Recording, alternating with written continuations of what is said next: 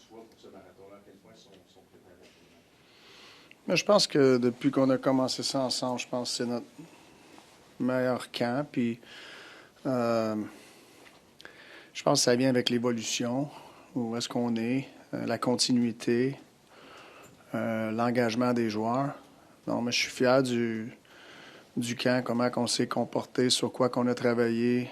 Je suis fier de la progression des jeunes, l'engagement des vétérans. Non, honnêtement, c'est...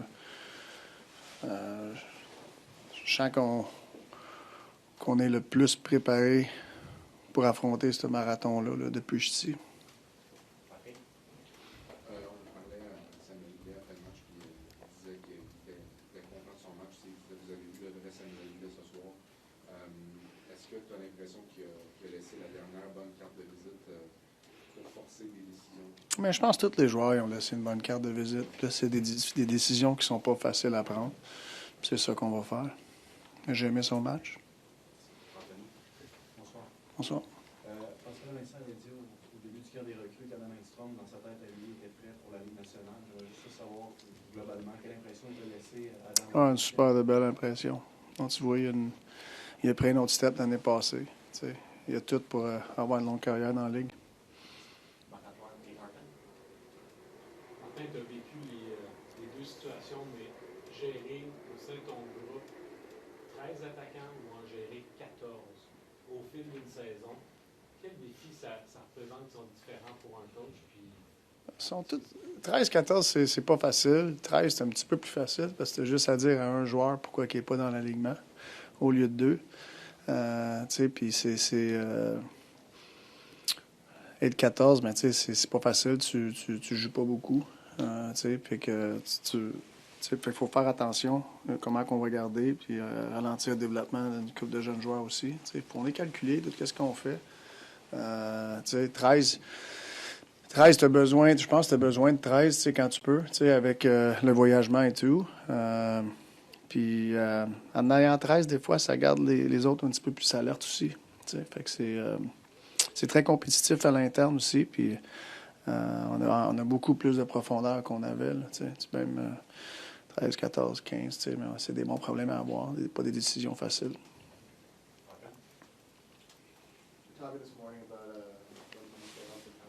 About what?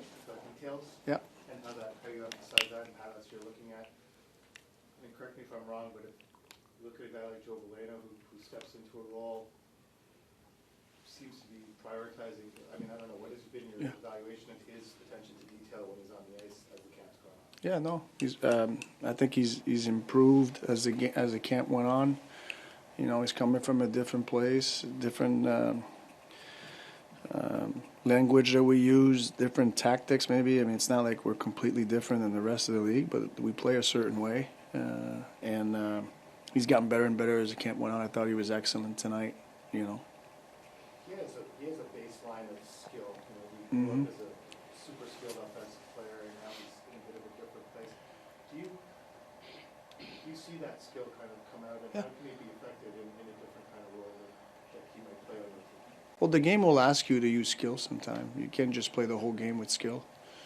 You know, you got to play the collective game, and you know, you got to manage your risk and all that. But every now and then, you're going to have an opportunity to do extraordinary things, like we talked about this morning, right? And he has a package to do extraordinary things. But how many ordinary things can he, you know, do on the ice? And I feel like he's shown that he can do those things, and I think those are very important. I think it leads to more extraordinary things when we can do the ordinary things.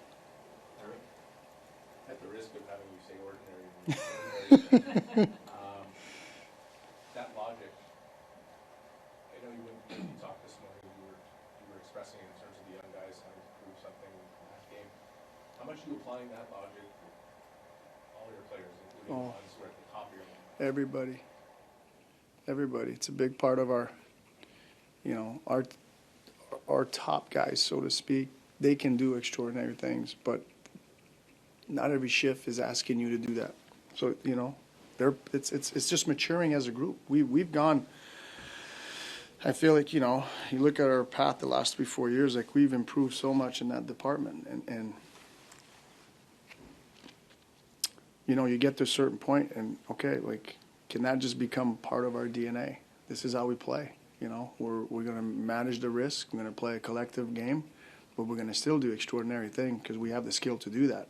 I just don't know when that happens, you know. It's going to happen.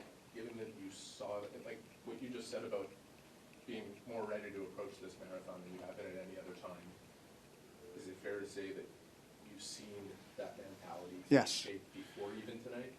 Oh yeah, I saw it last year. Saw it last year, second half of the season. You know, you can tell like there was a switch December on, and it just got really contagious. And then, you know, you make a push, get in the playoff, you go through that first round, you understand how much that's important. And now like I said, when camp started, we didn't start over. There's a continuity, and it's now. And I feel like the guys really took that to heart. We started camp with that kind of mindset. We'll take two more. Stu et Guillaume.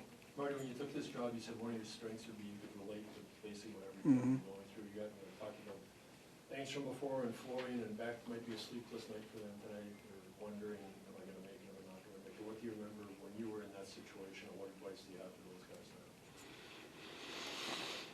Yeah, I mean, I feel like, yeah, I can relate. You know, it's not all negative. You know, the feeling you're going to get, you know, you're allowed to have that feeling. You can't control that. It's normal.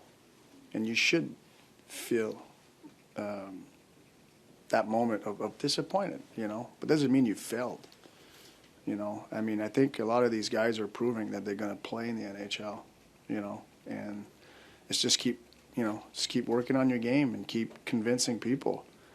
You know, I think they did a great job at convincing all of us that you know, they're on their way.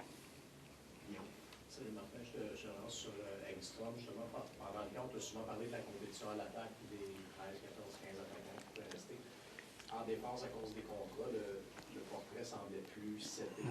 Comment tu as trouvé justement son approche, son attitude à Engstrom dans ce contexte-là où toutes les chances semblaient plus? Non, c'est un gamer. T'sais, il va jouer au hockey, lui. T'sais, il a joué une bonne game à soir.